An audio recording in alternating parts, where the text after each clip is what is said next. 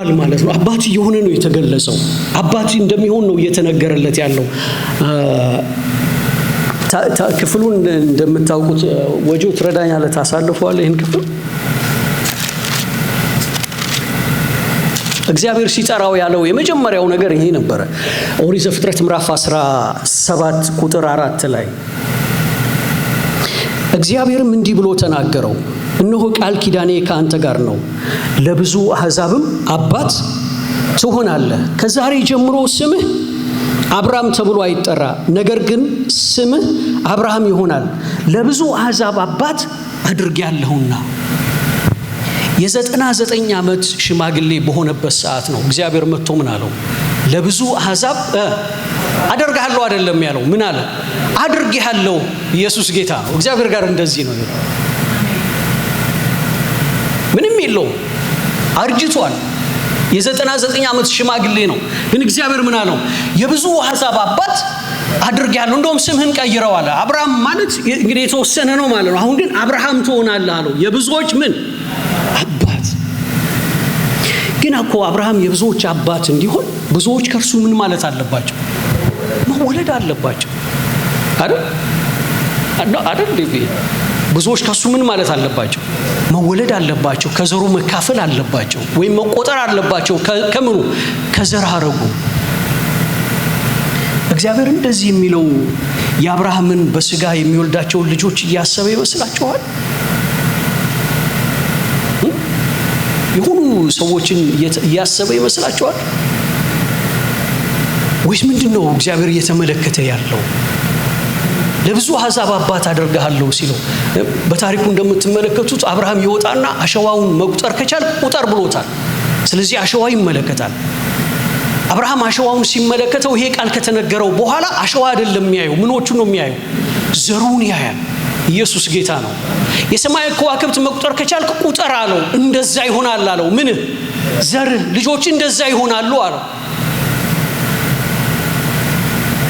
ስለዚህ ምኖቹን ያያል።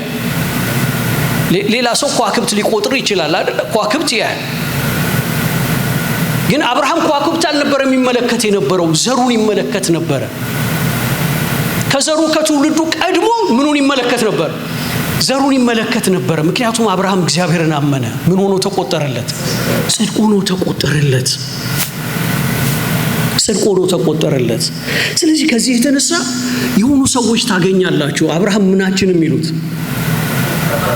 አባታችን የሚሉ። አንድ ሰው ላሳያችሁ። ማቴዎስ መጽሐፉን ሲጀምር እንደዚህ ብሎ ይጽፍለታል።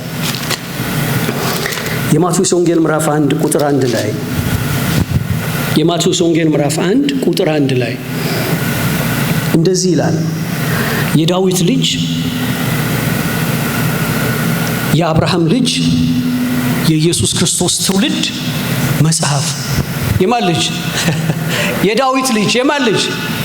የአብርሃም ልጅ። ለምን አብርሃምን ማምጣት አስፈለገው ማቴዎስ? ለምን መጥቀስ አስፈለገው አብርሃምን? ምንድነው ኢየሱስ የማን ልጅ ነው ማለት ነው? ከኔ ጋር ናችሁ አይደል? የማን ልጅ ነው? የአብርሃም ልጅ፣ የዳዊት ልጅ። አሜን። አብርሃም ምንድነው ብለናል? አባት። አሁን ማቴዎስ መጽሐፉን ሲጀምርለት ምን አለ? የዳዊት ልጅ፣ የአብርሃም ልጅ፣ የይስሐቅ አላለም፣ የያዕቆብ አላለም አይደል? የማን አለ? የኢየሱስ ክርስቶስ። ደግሞ ሌሎች ላሳያችሁ። የአብርሃም ልጆች ነን ወይም የአብርሃም ዘር ነን የሚሉ ሰዎች እንደምታዩት ዮሐንስ ወንጌል ምዕራፍ 8 ላይ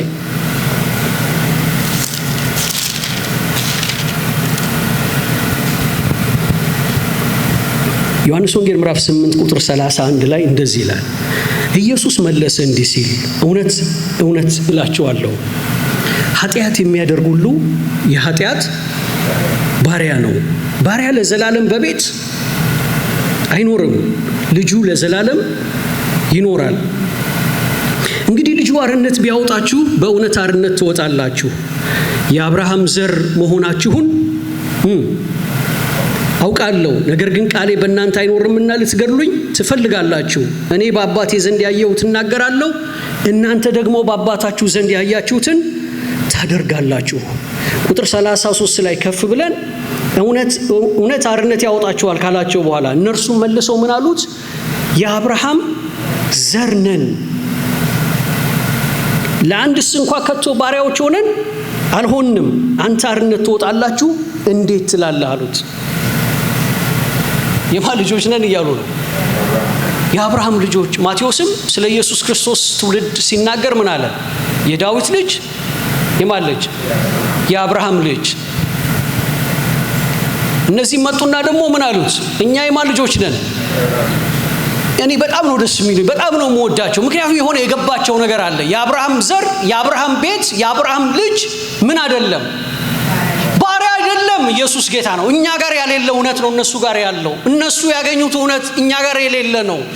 እኛ አሉት የአብርሃም ዘር ነን፣ ከቶ ለማንም ምን ብለን አናውቅም፣ ባሪያ ሆነን አናውቅም። አንተ እንዴት አርነት ትወጣላችሁ ትልናለህ አሉት። ስለዚህ አብርሃም ወይም የአብርሃም ዘር የሆነ ነገር እንደሆነ ገብቷቸዋል። አሜን። ልጅ እንደሆነ ገብቷቸዋል። ማን? የአብርሃም ዘር ወራሽ እንደሆነ ገብቷቸዋል። የማን? ለምን? ምክንያቱም እግዚአብሔር ለአብርሃም ምን ገብቶለታል? ተስፋ ገብቶለታል፣ ቃል ገብቶለታል። እየባረኩ ባርካለሁ ብሎታል፣ እያበዛው አበዛሃለሁ ብሎታል አይደለም? ስለዚህ የአብርሃም ዘር ነን ሲሉ ምን ማለታቸው ነው ማለት ነው? በሌላ አነጋገር የዚህ ተስፋ ምኖች ነን፣ ወራሾች ነን። ስለዚህ ወራሽ ከሆንክ ምን አይደለህም? ባሪያም አይደለህም። ግን ኢየሱስ እንደዚህ አላቸው፣ አብርሃም አባታችሁ ቢሆን ኖሮ እኔን ምን ባላላችሁ ነበር? ባልተቃወማችሁ ነበር። ምክንያቱም አብርሃም አባታችሁ ከሆነ የኔም ምኔ ነው? አባቴ ነው። ስለዚህ ምኖቼ ናችሁ? ወንድሞቼ ናችሁ። ነገር ግን አላቸው አብርሃም አባታችሁ አይደለም። አይደለም ይላቸው፣ አባታችሁ አይደለም። እናንተ ከአብርሃም አልተወለዳችሁም፣ የአብርሃም ዘር አይደላችሁም ይላቸዋል። ቁጥር 38 ላይ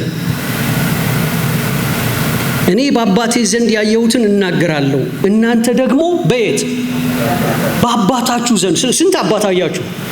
ሁለት። እኔ በአባቴ ዘንድ ያየሁትን አደርጋለሁ አለ፣ እናንተ ደግሞ። ከዛ የሚሉትን ስሙ። መልሰው አባታችን አብርሃም ነው አሉት። ቁጥር 39 ላይ ማን ነው አባታችን? አባታችን አብርሃም ነው። ኢየሱስም አለ የአብርሃም ልጆች ብትሆኑ የአብርሃምን ስራ ባደረጋችሁ ነበር።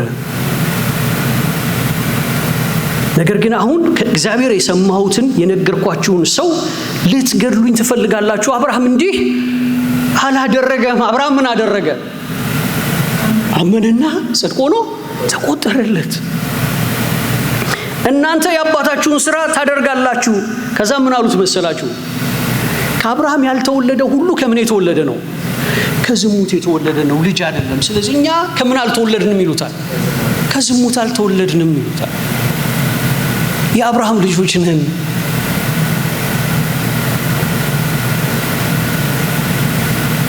እነሱ የሚያወሩለት አብርሃምና ኢየሱስ የሚለውን አብርሃም ልዩነት የቁጥር 52 ላይ እንትን ትላላችሁ። ኢየሱስ እንደዚህ አላቸው፣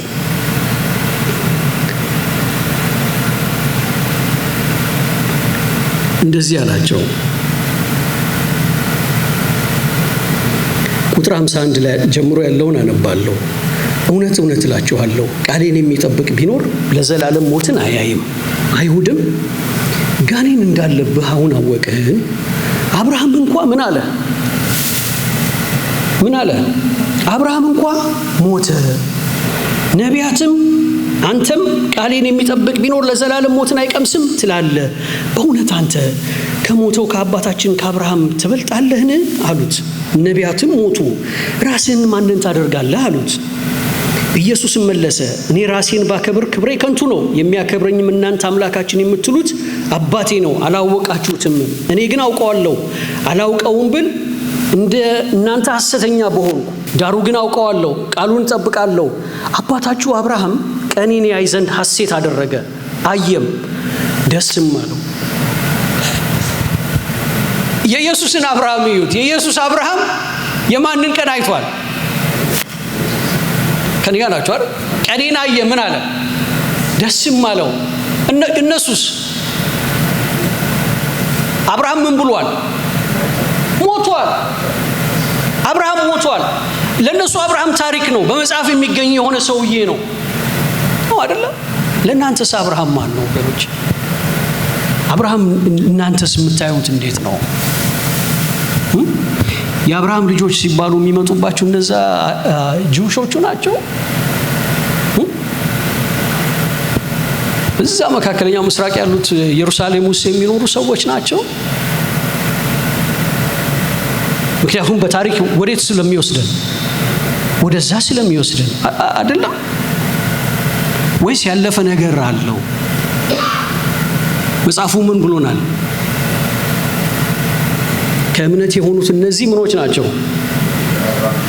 የማን ልጆች ናቸው? የአብርሃም ልጆች ናቸው። አንተ ገና 50 ዓመት አልሞላህም፣ አብርሃም አየኝ ትላለህ፣ አለ ትላለህ፣ ሰምቶኛል ትላለህ፣ ቀን ያያል ትላለህ። እሱ ግን ምን ብሏል? ሞቷል። ለዛ ነው መግቢያ ላይ መጽሐፍ ቅዱስ ወይም ይሄ እግዚአብሔር ቃል የሰው ታሪክ አይደለም ያልኩት። ወጆ ታሳልፉልኝ መልእክት የዕብራውያን መልእክት ላይ ስለዚህ ስለ ኢየሱስ ሲናገር እንደዚህ ይላል። ዕብራውያን ምዕራፍ 2 ላይ ዕብራውያን 2 ቁጥር 16 ላይ ከቁጥር 14 ጀምሮ አነበዋለሁ። እንግዲህ ልጆቹ በስጋና በደም ስለሚካፈሉ እርሱ ደግሞ በሞት ላይ ስልጣን ያለውን በሞት እንዲሽር ይኸውም ዲያብሎስን ነው። በሕይወታቸው ሁሉ ስለ ሞት ፍርሃት በባርነት ይታሰሩ የነበሩትን ሁሉ ነፃ እንዲያወጣ በስጋና በደም እንዲሁ ተካፈለ። የአብርሃምን ዘር ይዟል እንጂ የያዘው የማንን አይደለም? የመላእክትን አይደለም። የሆነ ዘር አለ ማለት ነው። የምን የሆነ? የመላእክት የሆነ። ኢየሱስ የመላእክትን ዘር አልያዘም። አሜን። ግን የማንን ዘር ያዘ? የአብርሃምን ዘር ያዘ። ምን ማለት ይሆን አሁን የአብርሃምን ዘር ኢየሱስ ይዟል ስንል? ለዛ ነው ለካ ማቴዎስ የማን ልጅ እያለ የሚነግረን? የዳዊት ልጅ፣ የአብርሃም ልጅ። የሆነ ዘር ይዟል አለ። የተካፈለው ያንን ዘር ነው አለ። እንዴት እየመጣ እንደሆነ ተመልከቱ። ማን? አብርሃም ለነርሱ ሞቷል። ግን አሁን የአብርሃም ነገር ምን እያለ ነው? እየተሻገረ ነው። የአብርሃም ነገር እየመጣ ነው። ወደ ማን ደርሷል? የዕብራውያን ጸሐፊ ምን አለ? የአብርሃምን ዘር ይዟል እንጂ እያለ የሚናገረው ስለማን ነው? ስለ ክርስቶስ እኮ ነው የሚናገረው ነው አይደለም? ስለ ኢየሱስ እኮ ነው የሚናገረው። ይሄው የአብርሃምን ዘር ይዟል የተባለው ኢየሱስ እዛው ቁጥር ላይ ከፍ ብላችሁ ተመልከቱ። ምዕራፍ 2 ቁጥር 10 ላይ ዕብራውያን ላይ ምዕራፍ 2 ቁጥር 10 ላይ ብዙ ልጆችን ወደ ክብር ሲያመጣ የመዳናቸውን ራስ በመከራ ይፈጽም ዘንድ ከእርሱ የተነሳ ሁሉ በእርሱ ሁሉ ለሆነ ለእርሱ ተገብቶታልና የሚቀድሰውና የሚቀደሱት ሁሉ ከአንድ ናቸውና ስለዚህም ምክንያት ስምህን ለወንድሞቼ እነግራቸዋለሁ፣ በማኅበርም መካከል በዜማ አመሰግንሃለሁ። ደግሞም እኔ በእርሱ እታመናለሁ። ደግሞም እነሆኝ እኔን እግዚአብሔር የሰጠኝንም ልጆች ሲል ወንድሞች ብሎ ሊጠራቸው አያፍርም። ማን ነው ወንድሞች ብሎ ሊጠራቸው የማያፍረው? የማን ልጅ? የአብርሃም ልጅ። የማን ልጆች ነው ወንድሞቼ ብሎ ሲጠራቸው አያፍርም የተባለው? የአብርሃምን ልጆች። እንዴት ከአብርሃም ተወለዱ? ብዙ ልጆችን እሱ ምን ሊያደርግ? ወደ ክብር ሲያመጣ። ወዴት ክብር ነው የሚያመጣው? ወደ አብርሃም ክብር ሆኖ አልታያችሁም ማለት ነው። ወደ ማን ክብር ሲያመጣ? ወደ አብርሃም ልጅነት። ኢየሱስ ጌታ ነው። ምክንያቱም ያ አብርሃም ምን የተገባለት ነው ብለናል? ተስፋ የተገባለት ነው። ከዚህ ያልተወለደ ሁሉ ምኑን አያገኝም? ዘሩን አያይም። መጽሐፍ እንደሚናገር ከማን ያልተወለደ? ከአብርሃም ያልተወለደ። እንደዛ ነው አይደለም የሚለው ሮሜ 9 ቁጥር 6 ላይ። ይህን ብዙ ጊዜ ስጠቅሰው ሰምታችሁኝ ይሆናል። ግን አብረን እናነባዋለን ደስ የሚል ክፍል ስለሆነ ሮሜ 9 ቁጥር 6 ላይ ነገር ግን የእግዚአብሔር ቃል የተሻረ አይደለም። እነዚህ ከእስራኤል የሚወለዱ ሁሉ ምን አይደሉም? ከእስራኤል እኮ ይወለዳሉ፣ ግን ከእስራኤል ስለተወለዱ ሁሉ ምን አይደሉም? እስራኤል አይደሉም። ከእስራኤል ተወልደው እስራኤል ሆነው ግን መጽሐፉ ምን አለ? እነዚህ ከእስራኤል የሚወለዱ ሁሉ ምን አይደሉም? ከእስራኤል አይደሉም። ለምን? የአብርሃም ዘር ስለሆኑ ሁላቸው ልጆች አይደሉም። የአብርሃም ዘር ስለሆኑ ሁላቸው ምኖች አይደሉም? ልጆቹ ምን ያሉ ናቸው ማለት ነው? በጣም የተለዩ ናቸው ማለት ነው። እነዚህ መጡና እኛ የማን ዘር ነን ሊሉ ይችላሉ? የአብርሃም ዘር ነን ይችላል። እኔ ጂውስ ነኝ ሊል ይችላል። እኔ ዘር አረጌ ሲቆጠር የት ይወርዳል ሊለን ይችላል። በተለይ ለኛ ለኢትዮጵያውያን ቅርብ ነው አይደል? ያኔ አይ ቲንክ የደርግ መንግስት ወይ እንትን ሲል ብዙ ሰዎች ወደ እስራኤል አምርተው ነበር። ያ እንደዛ ነን ብለው ማለት ነው። ምናቸውን ቆጥረው ማለት ነው የዘር ግንዳቸውን ሐረጋቸውን ቆጥረው ማለት ነው። እዛ ውስጥ ክርስቶስ ያለ ይመስላችኋል? በዛ ነው ያገኙት፣ የሄዱት በዛ ነው። ከእስራኤል ተወልደው ሊሆን ይችላል። እውነት እኮ ከእስራኤል ተወልደው የሚቆጠር የዘር ሐረግ ሊኖራቸው ይችላል። አሁን ግን መጽሐፉ እያወራ ያለው ስለማን ነው? አንድ ሰው አገኛለሁ ስለ እግዚአብሔር እስራኤል ነው የሚል ስለማን ነው የሚያወራው? ስለ እግዚአብሔር። አቤት፣ ስለ እግዚአብሔር። ምክንያቱም ምን አለ? እነዚህ ሁላቸው ልጆች አይደሉም። የአብርሃም ዘር ስለሆኑ ሁላቸው ልጆች አይደሉም። የአብርሃም ዘር ሆነው ልጆች ያልሆኑ አሉ ማለት ነው። ነገር ግን አለው በይስሐቅ ዘር ይጠራልሃል ተባለ። በማን ዘር? በይስሐቅ ዘር ይጠራልሃል ተባለ። ይህም የተስፋ ቃል ልጆች አይደሉም ማለት ነው። ይህ በዚህ ጊዜ እመጣለሁ ለሳራም ልጅ ይሆንላታል የሚል የተስፋ ቃል ነውና አይደለም። ይህ ብቻ አይደለም። ነገር ግን ርብቃ በጸነሰች ጊዜ ልጆቹ ገና ሳይወለዱ በጎ ወይም ክፉ ምንም ሳያደርጉ ከጠሪው እንጂ አይደለም ይለው ከጠሪው እንጂ ከስራ ሳይሆን በምርጫ የሚሆን የእግዚአብሔር ሐሳብ ይጸና ዘንድ ለእርሷ ታላቁ ለታናሹ ይገዛል ተባለላት። ያዕቆብን ወደድኩ ኤሳውን ግን ጠላሁ ተብሎ እንደተጻፈ ነው። ብዙ ሰው ኤሳው የተጠላው ብኩርናውን ስለሸጠና ምስር ወጡን ስለበላ ይመስለዋል። ግን የሮሜው ጻፊ ምን አለ? ገና የት ሳሉ? ገና በእናታቸው ማህፀን ሳሉ። ምን ማለት ነው? የሆነ ነገር ይጸና ዘንድ። በምን የሆነ ነገር?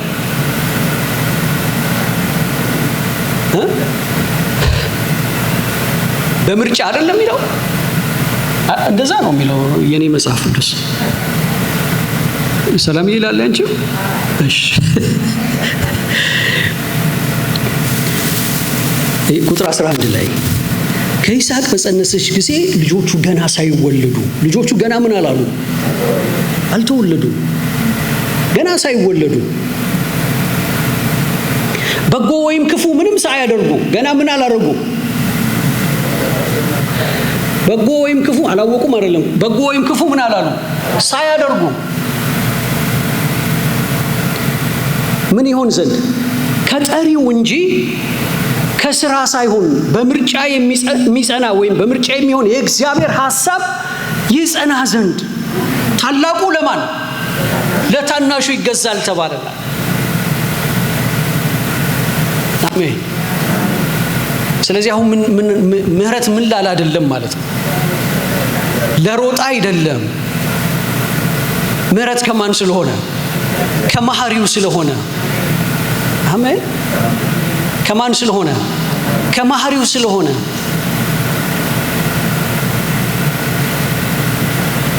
ከሙሴና ከፈርዖን እግዚአብሔር የትኛውን የሚወደው ይመስላችኋል? አይ ነው ምን አይነት የፍድ ጥያቄ ነው እንደምትሉኝ አውቃለሁ። ሙሴ አይደል? ግን መጽሐፉ ምን ይላል? የእግዚአብሔር ሐሳብ ወይም ኃይሉ በማን በፈርዖን ላይ ይታይ ይገለጥ ዘንድ እግዚአብሔር የፈርዖንን ልብ ምን አደረገው? አደነደነው። የሚወደውን ምን ያደርገዋል ይላል? እልከኛ ያደርገዋል። ምን የሚለውን? የሚጠላውን አላለም። ምን የሚለውን? የሚወደውን እልከኛ ያደርገዋል።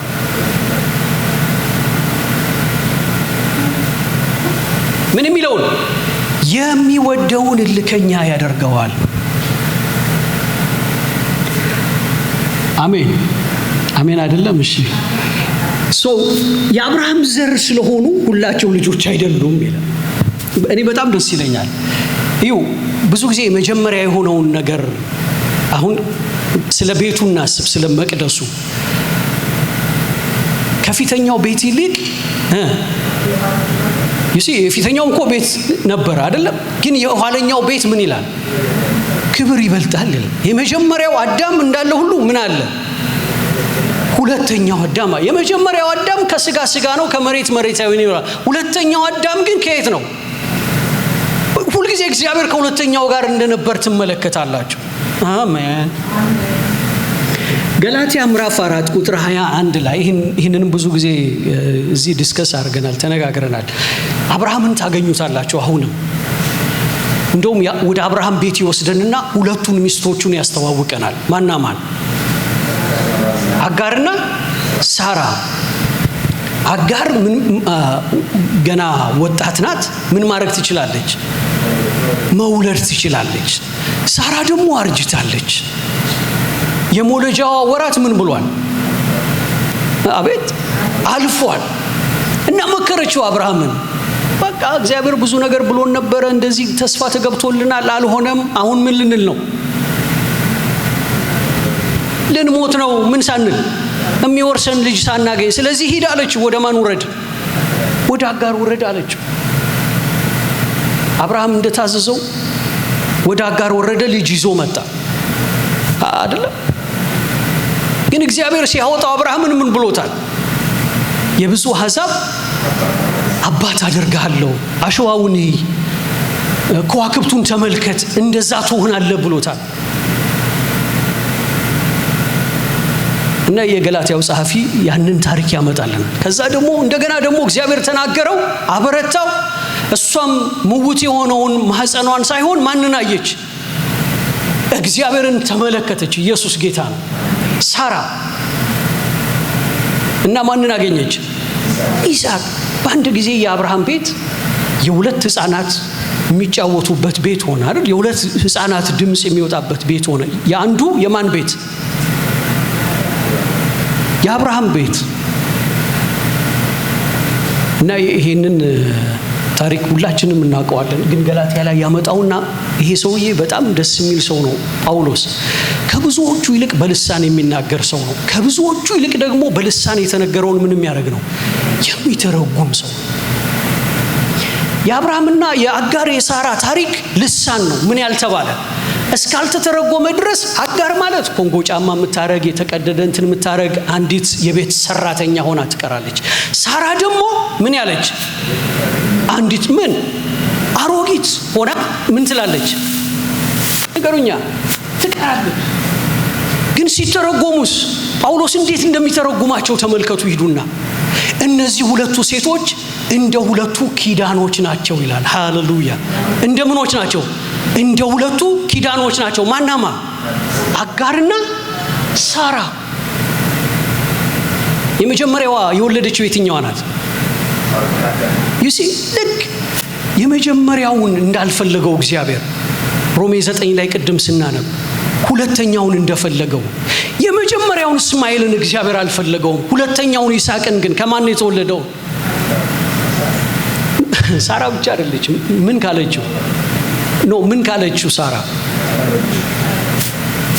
መውለድ አልችልም ካለችው የራሷን ነገር ምን አድርጋለች? ይስሐቅ በሷ ጉልበት የመጣ ይመስላችኋል? የሷ ማህቀም ምን ብሏል?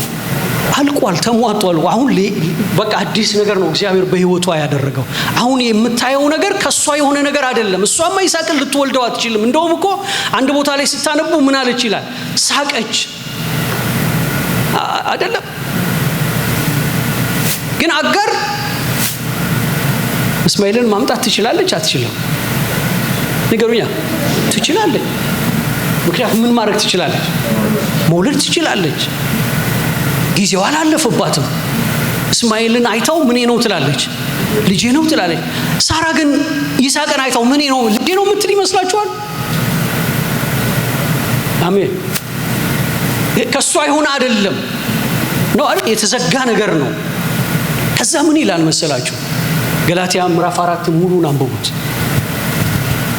እነዚህ ሁለቱ ሴቶች እንደ ሁለቱ ኪዳኖች ናቸውና አንደኛዋ አጋር በአረብ ምድር ያለችው ደብረ ሲና ወይም ብሉይ ኪዳንን ምን የምታረግናት ይላል? የምትወክል ናት ይላል። ብዙ ልጆችን ምን አድርጋለች? አፍርታለች። ግን የአጋር ልጅ ምንም እንኳን ከአብርሃም የተወለደ ቢሆንም ምንድነው? ምን ስለሆነ? ባሪያ ስለሆነ ባሪያዊቱን ከነልጇ ምን አድርጋት ይለዋል በኋላ ላይ? አስወጣት። ማንን? አጋርንና እንዴ ጨካኝ ነው ምናምን የሚል ስብከት ሰምቻለሁ። እግዚአብሔር ራሱ እንዴ ጨካኝ ነው አለ። ስለ እግዚአብሔር እየሰበከ ነው ሰውየው። እንዴት ያችን ህፃን ማናት ሴትና ህፃን ልጇን በዛ በረሃ ያስወጣታል? ዛሬ ደግሞ ለሁላችሁም እነግራችኋለሁ። አጋርና ሳራን፣ አጋርንና እስማኤልን ምን ማድረግ አለብን? ማባረር አለብን። ዛሬም አሉ እያልኳቸው ነው። ማናማን? ምክንያቱም አጋር ያቺ የተቀዳደደች ምናምን የሆነች የቤት ሰራተኛ ሳትሆን ምንድናት አለ? ኪዳን ናት። ከኔ ጋር ናቸው አይደል? ከዛ ደስ ይላል። አይ ቲንክ ሁሉም ሰው የወጣቷ ልጅ እንጂ የአሮጊቷ ልጅ መሆን የሚፈልግ አይመስለኝም። ግን የገላትያው ጸሐፊ በምን ደስ እንደሚለው ተመልከቱ። ገላትያ ምዕራፍ 4 ቁጥር 28 ላይ እንደዚህ ይላል፣ እኛም ወንድሞች ሆይ እንደ ይስሐቅ የተስፋ ቃል ልጆች ነን። ምን ማለት ነው? እንደ ይስሐቅ የማን ልጆች ነን ማለት ነው? እናትየውስ? እኛ እንደማን? እንደ ይስሐቅ። ምክንያቱም ይስሐቅ የሳራ ልጅ ነው አይደል? እኛም ምኖች ነን እያለን ነው። የሳራ ልጆች ነን እንደ ይስሐቅ። ነገር ግን አለ እንደ ስጋ የተወለደው እንደ መንፈስ የተወለደውን በዚያን ጊዜ እንዳሳደደው ዛሬም እንዲሁ ነው። ስለዚህ ዛሬም ምኑ አለ? ዛሬም እንደምን የተወለደው አለ? እንደ ስጋ የተወለደው ማን ማለት ነው? እስማኤል ማለት ነው አይደለም? እንደ ስጋ የተወለደው እንደ መንፈስ የተወለደው እንዳሳደደው ዛሬም እንደዚሁ ነው። ነገር ግን መጽሐፍ ምን ይላል አለ? የባሪያይቱ ልጅ ከጨዋይቱ ልጅ ጋር አይወርስምና ባሪያይቱን ከልጅዋ ጋር አውጣት። ስለዚህ ወንድሞቼ ይላል የጨዋይቱ ልጆች ነን እንጂ አላችሁበት እዚህ ውስጥ የጨዋይቱ ልጆች ነን እንጂ የማን አይደለንም? የባሪያይቱ ልጆች አይደለንም። ምን ማለት ነው? በሌላ ቃል የሳራ ልጆች እንጂ የማን አይደለንም?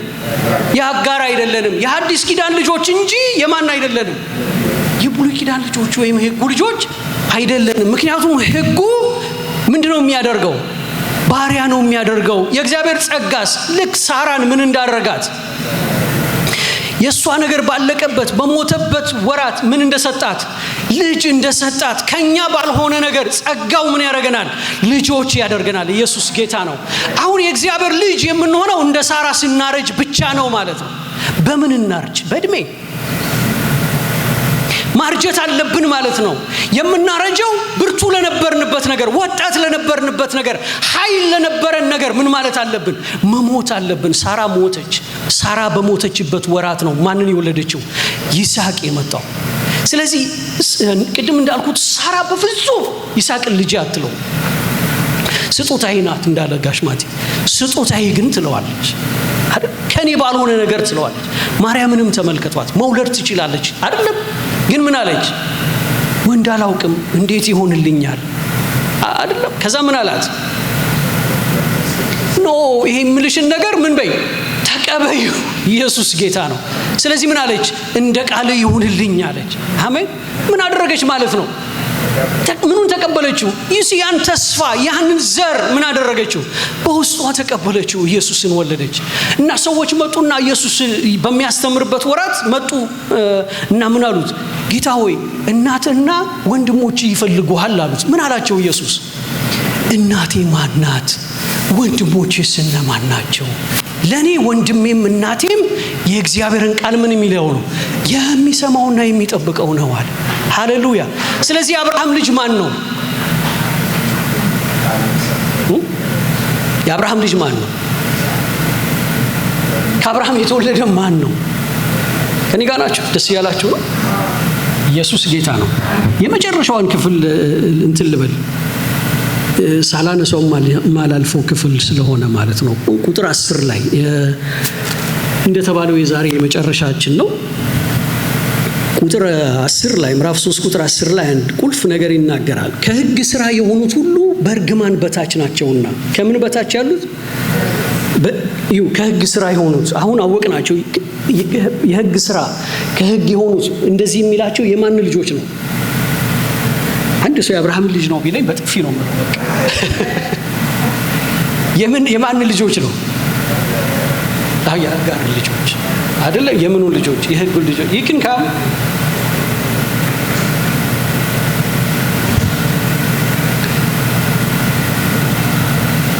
ከሕግ ሥራ የሆኑት ሁሉ እነዚህ ከእርግማን በታች ናቸውና በሕግ መጽሐፍ በተጻፉት ሁሉ ጸንቶ የማይኖር የማያደርገው ሁሉ ምን ያለ ነው? ከኔ ጋር ናችሁ አይደል? ኦኬ። በሕግ መጽሐፍ ሁሉ ጸንቶ የማይኖር የማያደርግ ሁሉ ምን ያለ ነው? የተረገመ ነው ተብሎ ተጽፏልና። ጻድቅ በእምነት ይኖራል። ማን እንደኖረው? አብርሃም እንደኖረው አይደለም? አብርሃም እንደኖረው ጻድቅም በምን ይኖራል? ልጆቻችሁ ናቸው የሚገቡት። ስለዚህ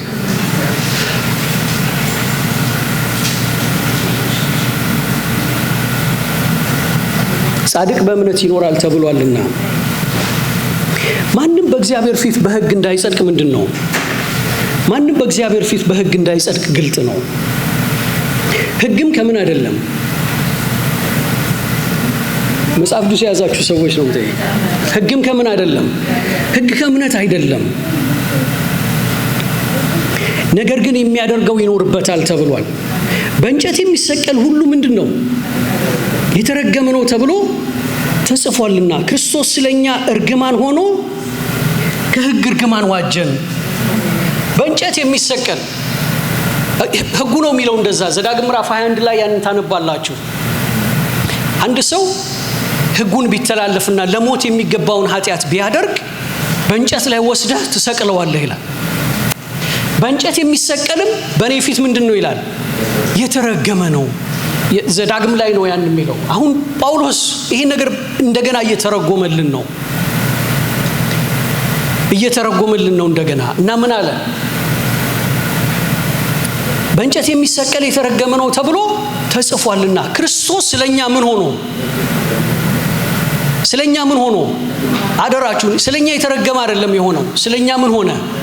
እርግማን ሆነና በእንጨት መስቀል ላይ ተሰቀለ። ምክንያቱም እርግማናችን ካልተወሰደ ምናችንን ማግኘት አንችልም። የአብርሃምን በረከት ማግኘት አንችልም። ኢየሱስ ጌታ ነው። ምክንያቱም መርገም ያለበት መጀመሪያ ከመርገሙ መንጻት አለበት፣ ከመርገሙ መለየት አለበት። ለምን እንዲሆን? ለበረከት እንዲሆን። የአብርሃም በረከት ምን ይለን ዘንድ? ይደርሰን ዘንድ ኢየሱስ ምናችን ሆነ? እርግማናችን ሆነ። ዛሬ እንድትነጹ ፈልጋለሁ። ዛሬ እንድንነጻ ፈልጋለሁ። ይሄ ከቤተሰብ ሲወርድ የመጣ እርግማን አለብኝ የምንል ሰዎች ኢየሱስን በመስቀል ላይ ተመልከቱት። እርሱ ምናችን ሆኗል? እርግማናችን ሆኗል። አሜን። አሁን የቦታ ለውጥ ነው ያደረገው ማለት ነው። እሱ እርግማን ሆነ፣ ለኛ ምን እንዲሆን? ምክንያቱም እንደዛ ነው የሚለው እኮ ለአሕዛብ የአብርሃም በረከት ምን ይልላቸው ዘንድ? በኢየሱስ ክርስቶስ ይደርሳቸው ዘንድ። አሜን። ይደርሳቸው ዘንድ። ምን ይደርሳቸው ዘንድ? የአብርሃም በረከት። ኢየሱስ ምን ሆነ? እርግማን ሆነ። ይሄ ብቻ አይደለም ይላል። ሌላ ክፍል ላይ ትመለከታላችሁ። ኢየሱስ ስለኛ ኃጢአት ሆነ ይላል። እኛ ምን እንሆን ዘንድ? የእግዚአብሔር ጽድቅ እንድንሆን እርሱ ምን ሆነ? አደራችሁን አሁንም ኢየሱስ ኃጢአተኛ አይደለም የሆነው። ምን ሆነ? ኃጢአት ሆነ። ስለዚህ እግዚአብሔር ኃጢአትን በመስቀል ላይ ምን አደረገው? ቀጣው። እንደገና ሌላ ቦታ ላይ ምን ይላል? ስለኛ ድሃ ሆነ ይላል። እኛ ምን እንሆን ዘንድ? ባለጸጋ እንሆን ዘንድ። ስለኛ ድሃ ሆነ እኛ ባለጸጎች እንሆን ዘንድ። ስለኛ የተረገመ ሆነ እኛ ምን እንሆን ዘንድ? የእግዚአብሔር ጽድቅ እንሆን ዘንድ። አሜን። ኢየሱስ ጌታ ነው። ኦኬ ይበቃናል። ዛሬ ተነስተን እንጸልይ። ላይክ ማስታወቂያ ሲነገር እንደነበረው ልጆቹ ትምህርት ቤት ይጀምራሉ። አዲስ ዓመት ነው። ስለዚህ we're going to pray for them for the school year። ስለዚህ ኢንቫይት አደርጋለሁ ኤልደርሶቹን ዳንኤል፣ ዳዊት፣ ወጆ you can come to forward እና እንጸልያለን። let's stand up